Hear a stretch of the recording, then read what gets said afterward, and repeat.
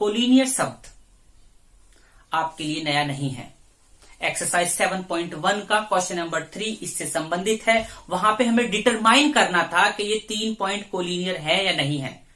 हम करने जा रहे हैं 7.3 एक्सरसाइज का क्वेश्चन नंबर 2। यहां कंडीशन थोड़ी अलग है, लेकिन यहां और वहां हम दोनों जगह एक ही फॉर्मूला लगा सकते हैं। कंडीशन क्या अलग है? यहां पे ये बोला है कि तीनों पॉइंट कोलिनियर हैं। यहां पे पहले से ही बोल दिया है कि तीनों पॉइंट कोलिनियर हैं, और कोलिनियर होने के बाद में हमको कुछ मिसिंग दिया हुआ है, उसको फाइंड करना है। पहले क्वेश्चन पढ़ लेते हैं। In each of the following find the value of K for which the points are collinear. मतलब हमें के की वैल्यू फाइंड आउट करनी है।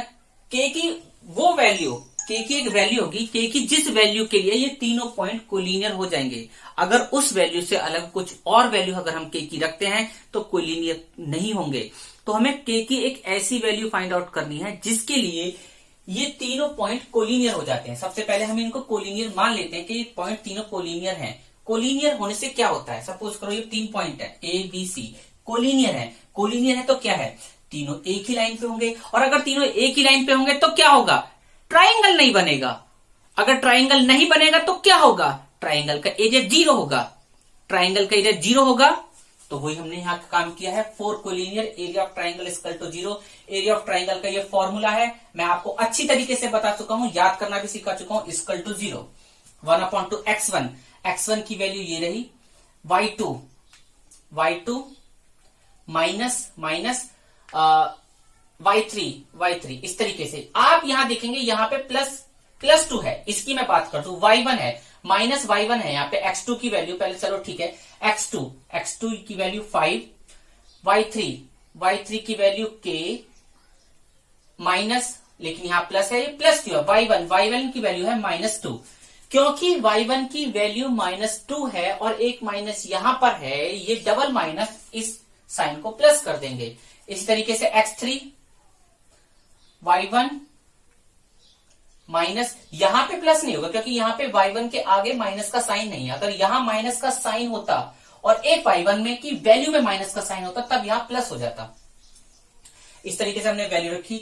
यहां पे क्या काम किया? देखो ये जो वैल्यू, ये पूरी जो वैल्यू है और ये 1 है, ये आपस में मल्टीप्लीकेशन है, और इसका मतलब ये जो 2 है ये डिनोमिनेटर है, डिनोमिनेटर में है। इसका मतलब होता है कि ये पूरे के नीचे डिवाइड में है, और कोई चीज डिवाइड में होती है और अगर हम उसे दूसरी तरफ लेकर जाते हैं तो वो दूसरी तरफ जाके मल्टीप्लाई में हो जाती है।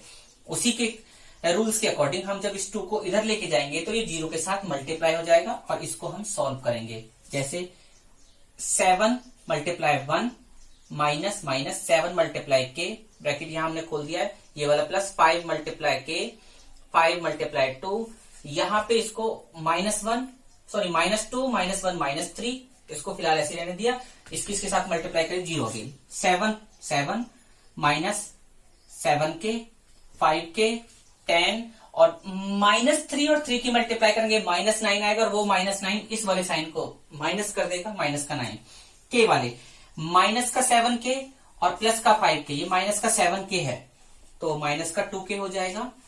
अब 7 और 10 इन दोनों को ऐड करेंगे तो 17 और माइनस का 9, यहाँ ब्रैकेट खोल दिया, ब्रैकेट के बाहर कोई साइन नहीं है तो कोई फर्क नहीं पड़ेगा, सेम ऐसे रहेगा। 17 में से 9 जाएगा, 8 बचेगा। अब यहाँ माइनस का 2 के है, अब मैं इस माइनस के 2 के को उस साइड लेकर जा रहा हूं तो ये माइनस का है, उस साइड जाके पॉजिटिव हो जाएगा, ये हो जाएगा 8 के इक्वल टू 2 के।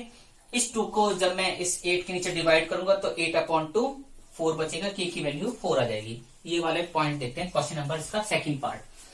सेकंड पार्ट में क्या है? ये 3 पॉइंट हैं, हमें कोलिनियर बताना है। एरिया ऑफ ट्राइंगल 0 होगा। एरिया ऑफ ट्राइंगल का फॉर्मूला लगाया, वैल्यू रखनी शुरू कर दी।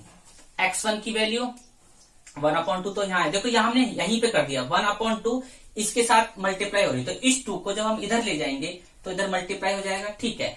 x1 की वैल्यू यहां से, y2 की वैल्यू यहां से, y1 की वैल्यू y3, यहाँ y3 है, y3 की वैल्यू यहां से माइनस में तो इसको पॉजिटिव कर देगी, प्लस x2 की वैल्यू k, y3 की वैल्यू -5, y1 की वैल्यू -1, और x3 2, और y1 1, और y2 माइनस का 4 है तो ये इसको प्लस कर देगा, और इधर हमने जो नीचे 2 था उधर गया तो ये मल्टीप्लीकेशन में हो गया। जेड तो 0 आ जाएगा, 0 की किसी के साथ भी मल्टीप्लीकेशन करो 0 ही आता है। इधर की बात करते हैं, इसको जब हमने सॉल्व किया -4 + 5 1 बचेगा, तो 8 × 1 इसको सॉल्व करते हैं। -5 -1 -6 और ये दोनों 5 हो गए। 8 -6k एंड 10 -6k = 18। 8 प्लस का और 10 प्लस दोनों प्लस का है, तो प्लस का 18 हो जाएगा। अब इस -6k को इस साइड लेकर आएंगे, 18 उधर रहने देंगे तो प्लस का हो जाएगा, और 6 को नीचे लेके जाएंगे तो ये 3k आ जाएगा, k = 3 आ जाएगा। उम्मीद है आपको समझ में आ गया होगा।